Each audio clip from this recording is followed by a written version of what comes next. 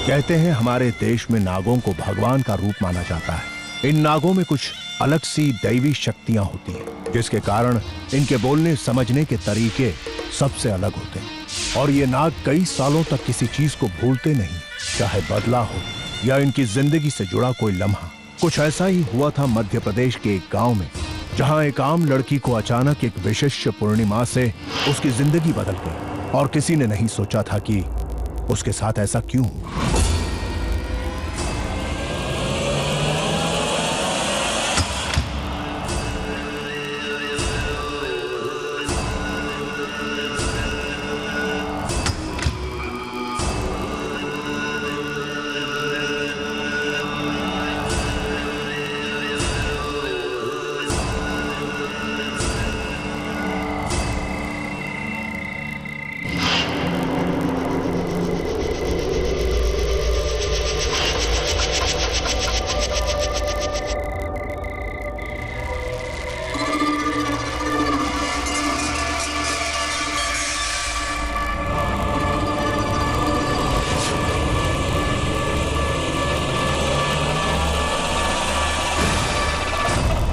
सुनैना,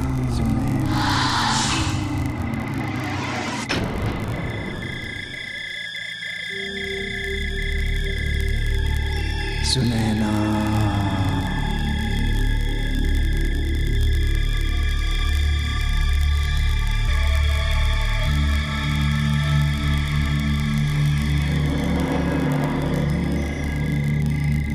सुनैना, सुनैना, तुम मेरी हो।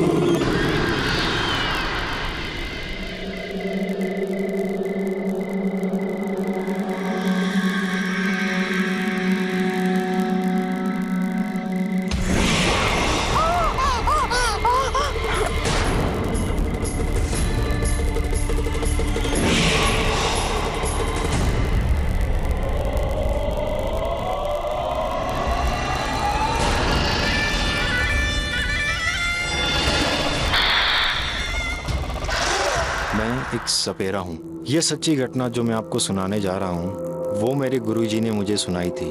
कई वर्षों पहले वो मध्य प्रदेश के एक जंगल में सांपों के बारे में पता लगाने के लिए गए थे। वहीं पर एक दूसरे सपेरे ने उन्हें उसी प्रदेश की एक सत्य घटना सुनाई थी। एक जवान सुंदर लड़की को अचानक नाग पूर्णिमा की रात को सांपों के सपने आने लगे।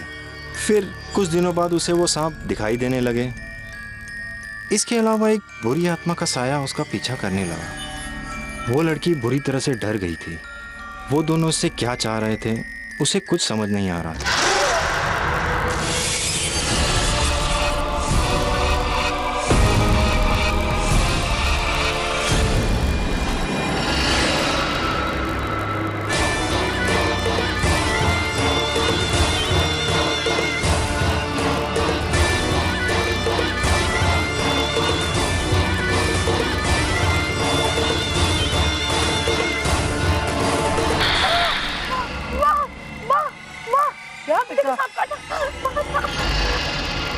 कुछ नहीं है बेटा। देखो प्लीज, ध्यान से देखो। बेटा सपना देख रही, सोच कुछ नहीं है।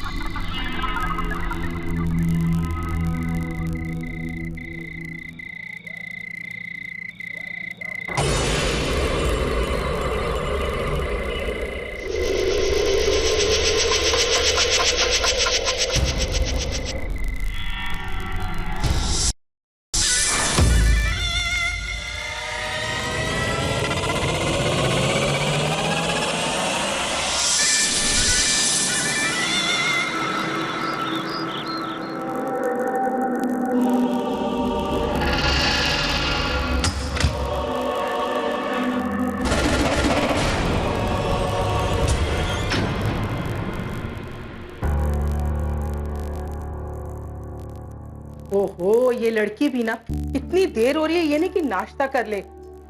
अरे बच्चे नाश्ता कर लेना, देर हो रही है। माँ अब भी कर रही हूँ, आप ध्यान रख दीजिए। बस हो गया, हो गया। खा लेना। हाँ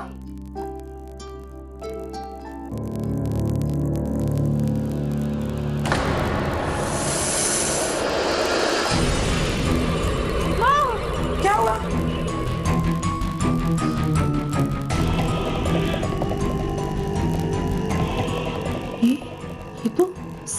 निशान है, तेरी गर्दन पे कैसे आया?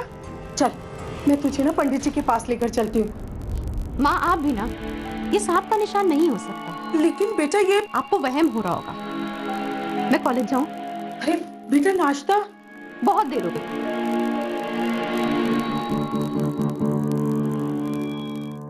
अगर माँ को मैं सच बता देती हूँ तो बहुत चिंता करेंगी, पर सच में ये सांप का निशान आया कैसे?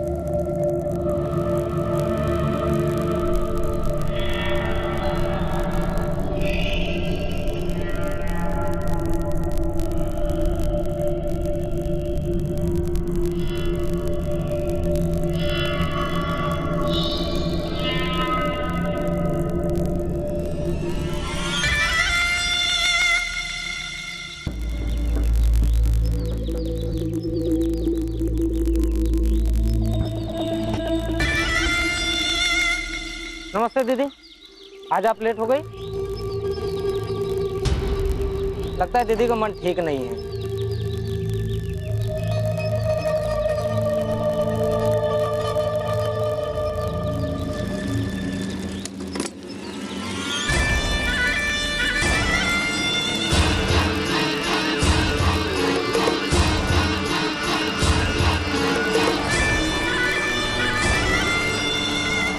एक दिन कॉलेज से लौटते वक्त उसे काफ़ी देर हो गई थी। उसके घर की तरफ जाने वाला रास्ता काफ़ी सुनसान था। उसे ये नहीं पता था कि आगे उसके साथ क्या होने वाला है।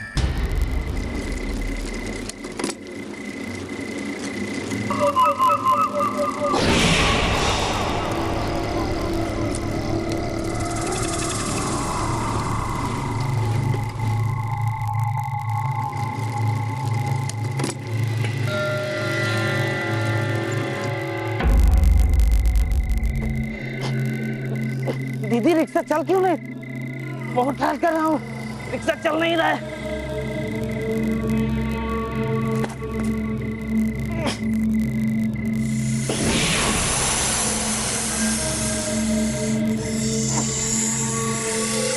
बहुत ट्राई कर रहा हूँ, पता नहीं क्यों क्या हो गया।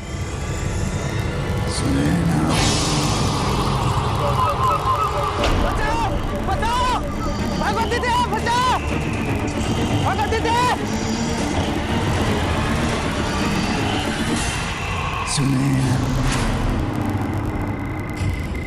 भैया, रामू भैया, रामू भैया, रामू भैया, रामू भैया, कहाँ? सुनैना,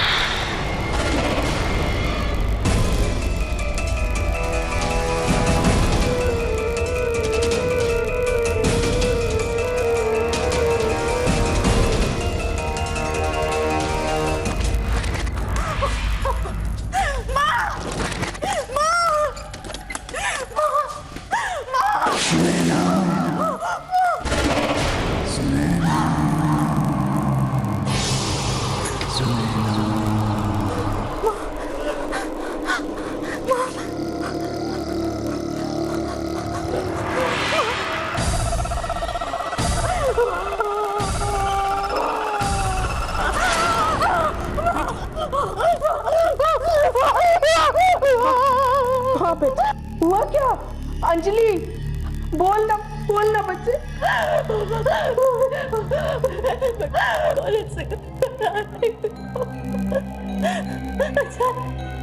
क्या हुआ अचानक? बोलना बच्चे। रिक्शा खराब हो गई, वहां से कोई रूम से सुनैना सुनैना बोलने लगा।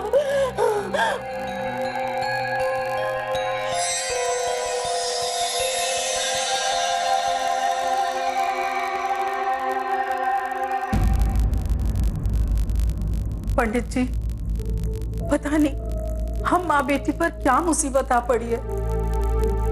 कुछ दिनों से अंजलि को सपने में सांप दिखाई दे रहे थे। हमें लगा ये तो सपने ही हैं, लेकिन वो सपने हकीकत में बदलने लगे। इसमें चिंता करने की कोई बात नहीं। आपकी कन्या को सर्पदोष हुआ है। दुनिया में बहुत सारे ऐसे लोग हैं जिन्हें स्वप्न में सर्प दिखाई देते हैं। मैं एक काल सर्प योग की पूजा कर देता हूं, सब ठीक हो जाएगा। ठीक है पंडित जी।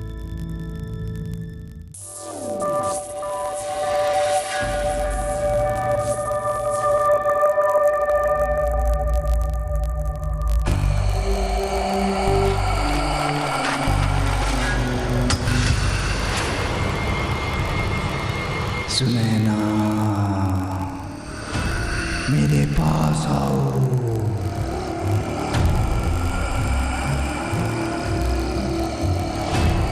पास आओ मेरे, तुम मेरी हो, तुम्हें मेरे पास आना ही होगा। सुनैना, सुनैना, मेरे पास आओ।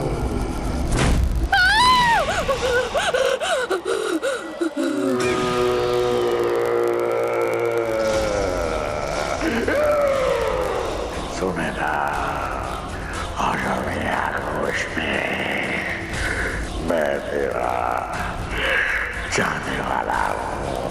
कौन हो तुम? क्यों मेरे पीछे पड़े हो? सुनैना,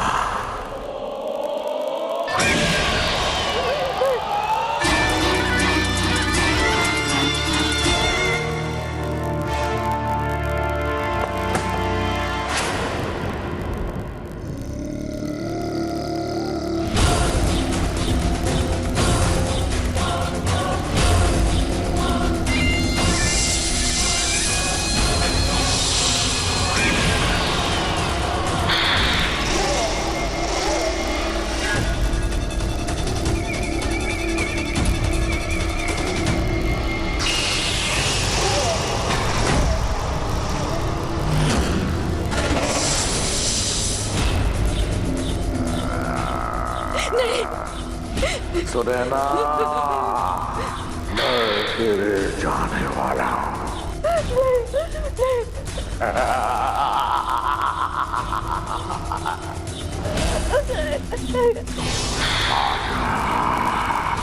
सुनैना, आजा मेरी आगोश में, मैं तेरा जाने वाला हूँ।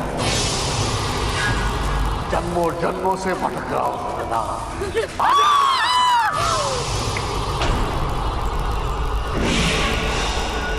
सुनैना, होश में आ, होश में चल।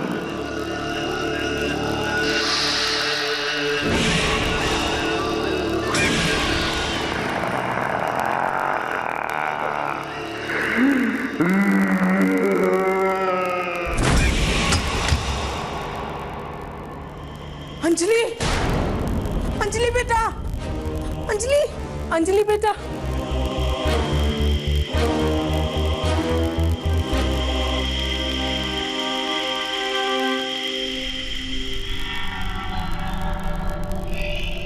पंडित जी, देखिए ना, मैंने बताया था ना, क्या हो गया मेरी बेटी को? अंजलि,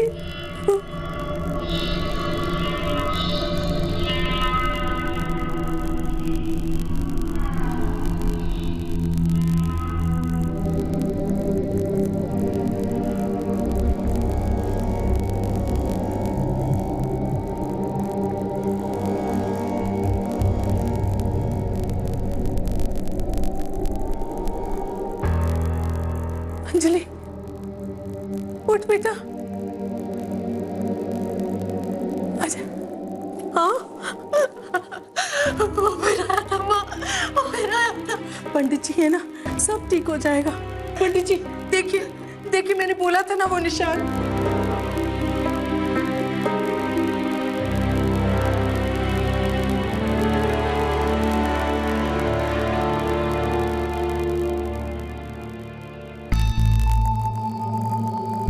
ये माला है, ये इसकी रक्षा करेगी।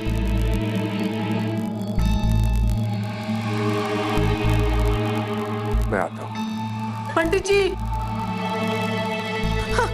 हमें छोड़कर मत जाइए। पंडित जी, बेटा मैं, पंडित जी।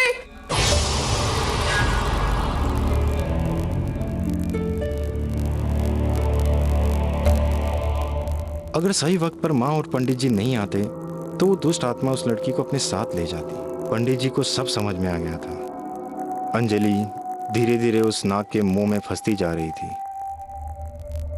कहाँ थे तुम सुबह से? मैं कब से तुम्हारा इंतजार कर रही हूँ। नहीं नहीं, तुमसे अलग होकर जीने का तो अब मैं सोच भी नहीं सकती। तुमने ऐसे सोचा भी कैसे? हाँ, क्या हुआ? अंजलि बेटा, किससे बातें कर रही है? किसी से नहीं माँ।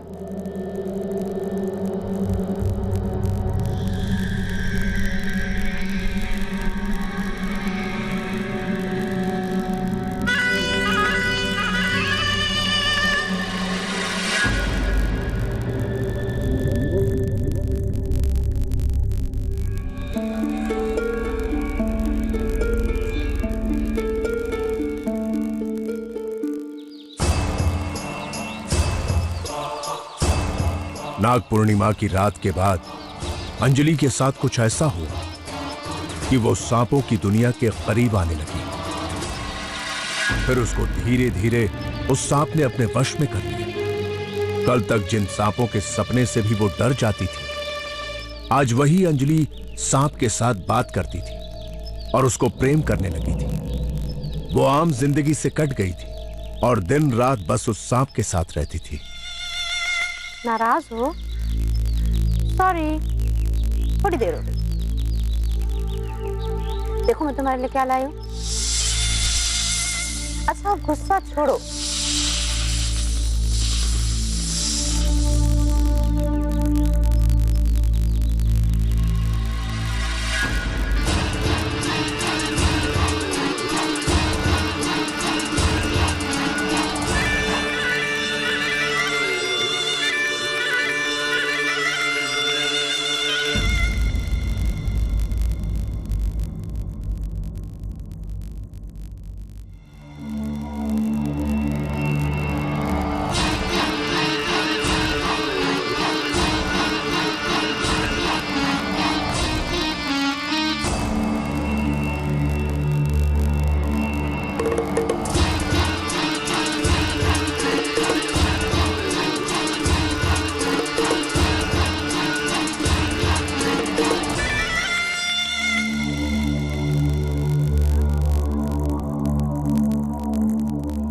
तुम्हारा इंतजार कर रही थी।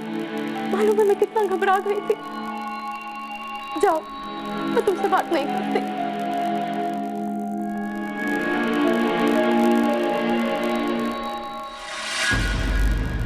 अच्छा चलो, माफ किया, लेकिन आइंदा मेरे साथ ऐसा मजाक कभी मत करना। भूख लगी है ना? मालूम है मैंने भी तुम्हारी वजह से सुबह से कुछ नहीं खाया। उसकी मां से अंजलि का ये रूप देखा नहीं जा रहा था।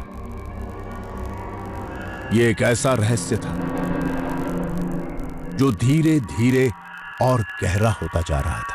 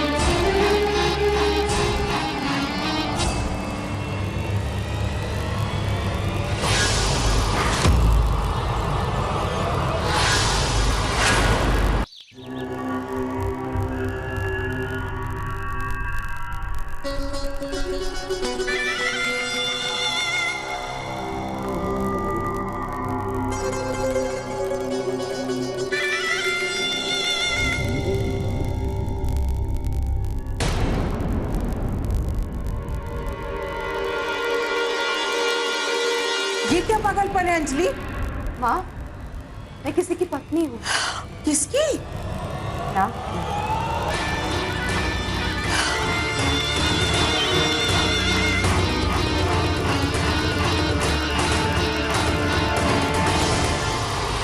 पंडित जी, अब अंजलि सांप से डरती नहीं है, बल्कि सांप के वश में आ चुकी है। सिर्फ सांप ही नहीं, आपकी बेटी के पीछे एक बुरी आत्मा का साया भी है।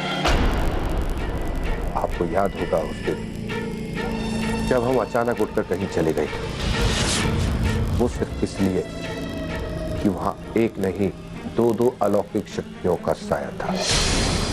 खैर, आपको चिंता करने की कोई जरूरत नहीं है, हम पूजा करके सच्चाई का पता लगाते हैं। मैं आपको 2 चीजें देता हूं। ये राई के दाने हैं, इन्हें घर के बाहर डाल दीजिएगा। ये बुरी आत्मा से और सर्प से, दोनों से सुरक्षा करेंगे। और दूसरा, ये 2 धागे हैं, एक बुरी आत्मा के लिए और एक सर्प के लिए। ये अपनी बेटी की कलाई पे बांध दीजिएगा और याद रहे, ये धागे कलाई से खुलने नहीं चाहिए।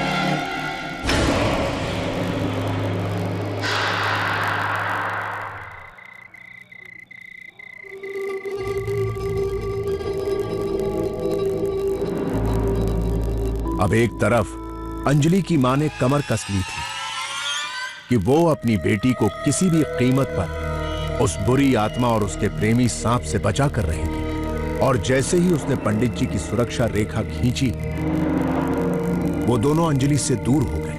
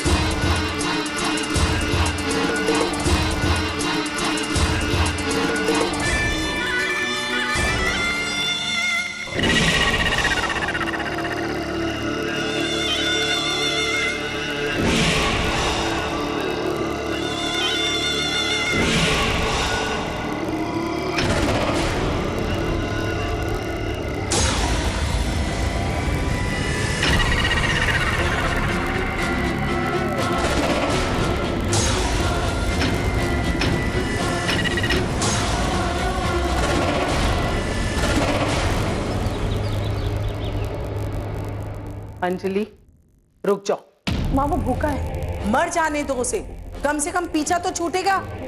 माँ, मैं उसके बारे में एक शब्द भी नहीं सुन सकती। बहुत चाहती हूँ मैं उसको। अंजलि, ये सब पागलपन है। और एक बात कान खोलकर सुन लो, आज के बाद तुम घर के बाहर नहीं निकलोगी। तुम्हारी पढ़ाई बंद, बाहर आना जाना बंद।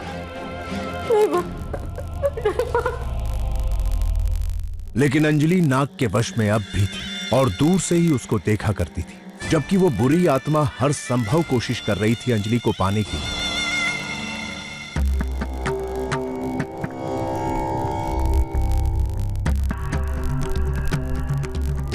पर ये रोक कुछ समय तक ही अंजलि को उन दोनों से बचा पाई। एक दिन वो बुरी आत्मा ने अपने बीन के जादू से पंडित जी की सुरक्षा रेखा को तोड़ दिया।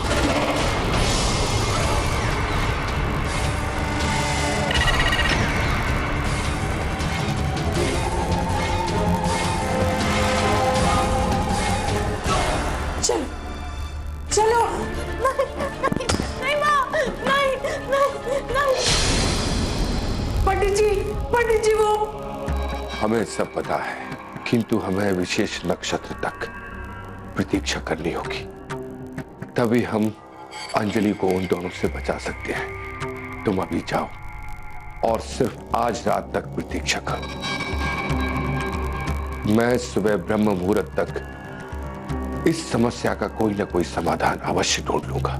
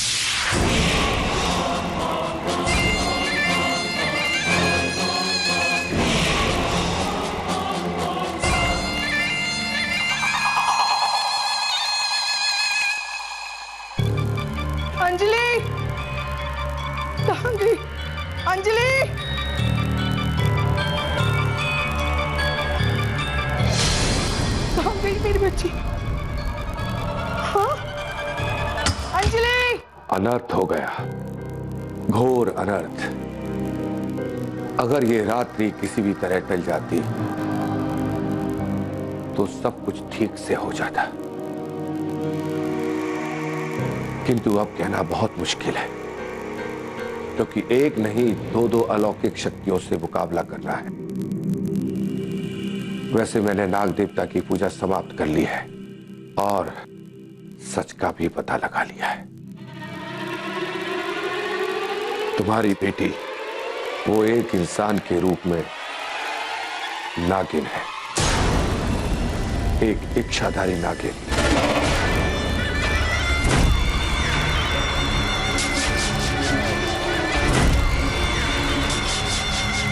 एक 1,84,000 योनियों के बाद एक मनुष्य का जन्म होता है और तुम्हारी बेटी कोई 100 जन्म पहले वो एक इच्छाधारी नागिन थी।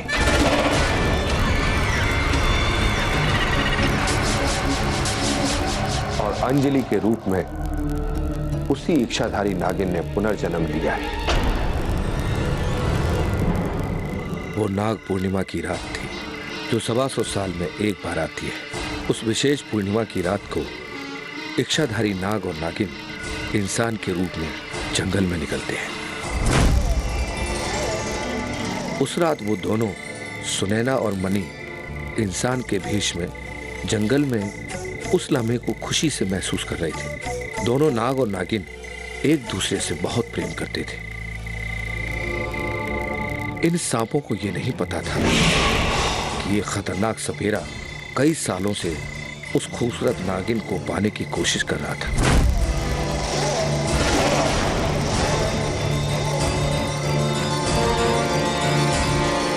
उस सपेरे का सिर्फ और सिर्फ एक ही मकसद था, सुनैना को इंसानी रूप में देखे और फिर उसको अपने साथ ले जाए, अपनी प्रेमिका बनाकर।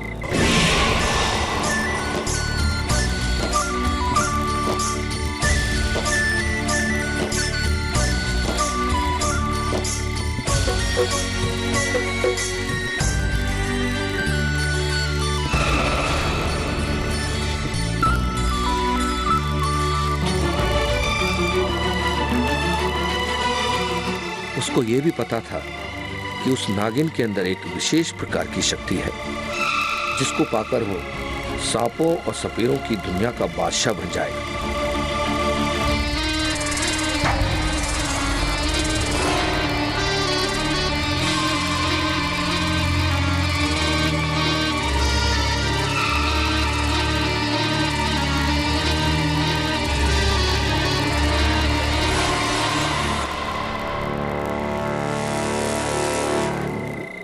सुनैना, आखिर मैंने तुझे पा ही लिया। मैं तुझे अपने साथ लेकर जाऊंगा। मैं तुम्हारा आशिक, तुमसे मोहब्बत करता हूं। और फिर सुनैना को पाने के लिए बढ़ा। आजा। लेकिन दोनों सांपों ने भागना ही बेहतर समझा और जल्दी से वो दोनों बिल में घुस गए।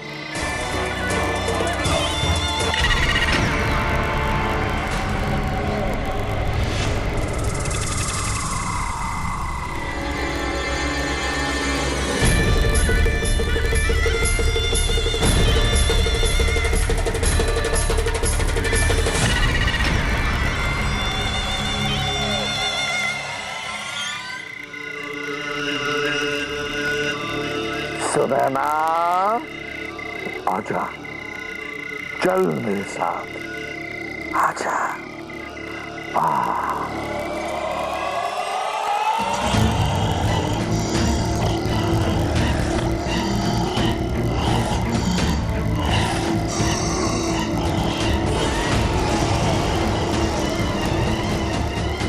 कहाँ भाग रही थी सुनैना? अब तुझे कोई नहीं बचा सकता, कोई नहीं।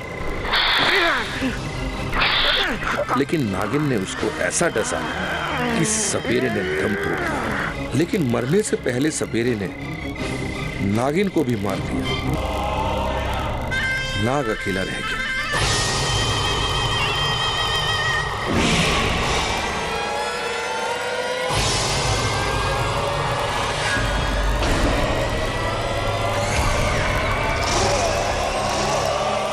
भूल जाओ अपनी बेटी को, वो पूरी तरह से नाग के वश में आ चुकी है। अब वो स्वयं भी चाहे तो वापस नहीं लौट सकती। ऐसा मत कहिए, आप बहुत कुछ कर सकते हैं। वो मेरी इकलौती संतान है। आप किसी भी तरह से मेरी बच्ची को बचा लीजिए पंडित जी। मैं कुछ नहीं कर सकता। एक तरफ 100 साल से भी पुराना नाग और दूसरी तरफ एक खतरनाक सपेरे की आत्मा। पंडित जी, मुझे पता है आप मेरी बच्ची की जान जरूर बचाएंगे, क्योंकि आपको भी ये बात पता है कि एक माँ के लिए उसकी संतान उसके लिए कितनी अहम होती है। मेरी बच्ची, उसको बचा लीजिए पंडित जी, बचा लीजिए।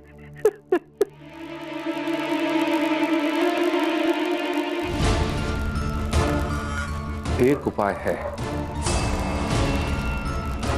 आज पूर्णिमा की रात है और आज के दिन नागों की विशेष पूजा होती है। अगर हम भी वही पूजा संपन्न करें तो शायद अंजलि की जान को बचाया जा सके। लेकिन हमें इसके लिए शिव जी के वही पुराने मंदिर जाना होगा जहां वो खतरनाक सपेरा साधना किया करता था।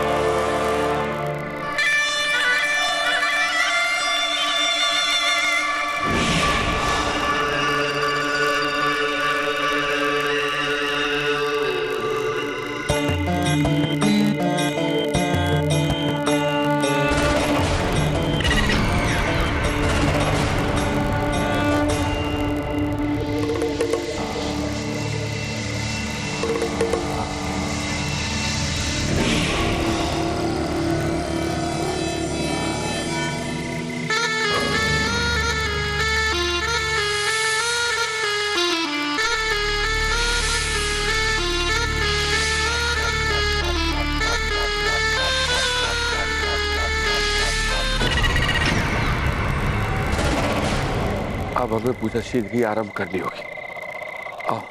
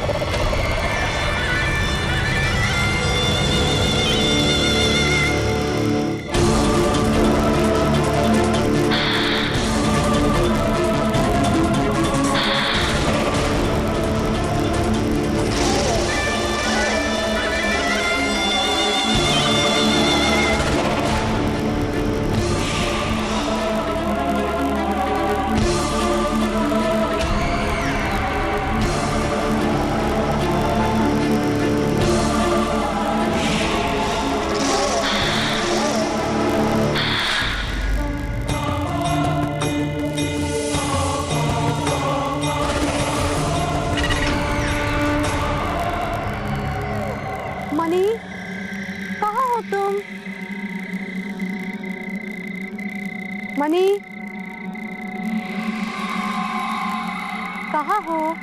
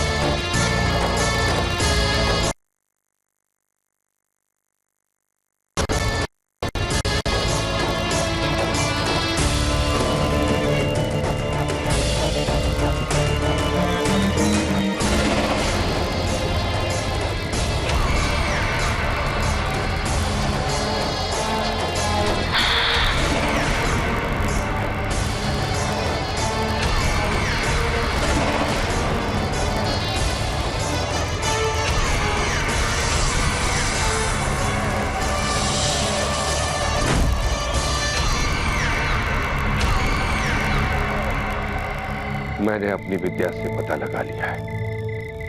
अंजलि सर्प योनि में जा चुकी है और शैतान उसको लेकर जा रहा है। अगर हम अंजलि को बचाना चाहते हैं, शिवजी के त्रिशूल से नाग और शैतान दोनों को मारना होगा, ताकि अंजलि सर्प योनि से मुक्त हो सके और मनुष्य योनि में वापस आ सके।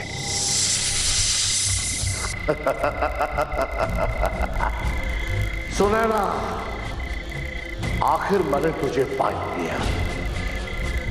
अब तू मेरे कब्जे में है।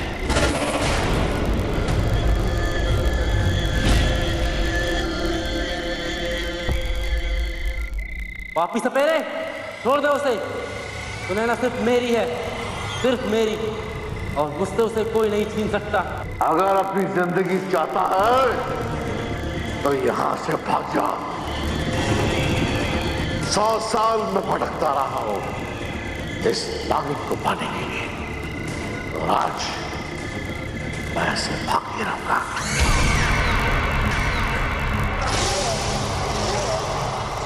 सुनैना, मैं आ गया हूँ। सुनैना, मैं आ गया हूँ। मैं ले जाऊंगा तुम्हें यहाँ। सुनैना,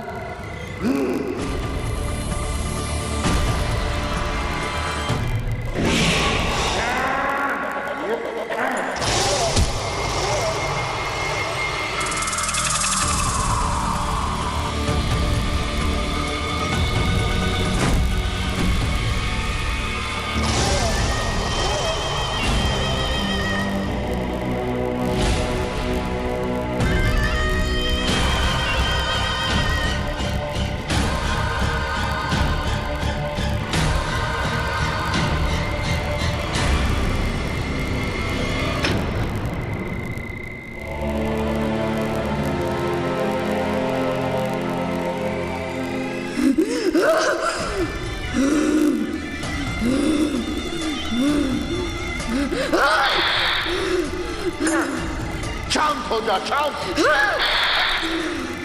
शांत हो जा। ये मेरा हुक्म है।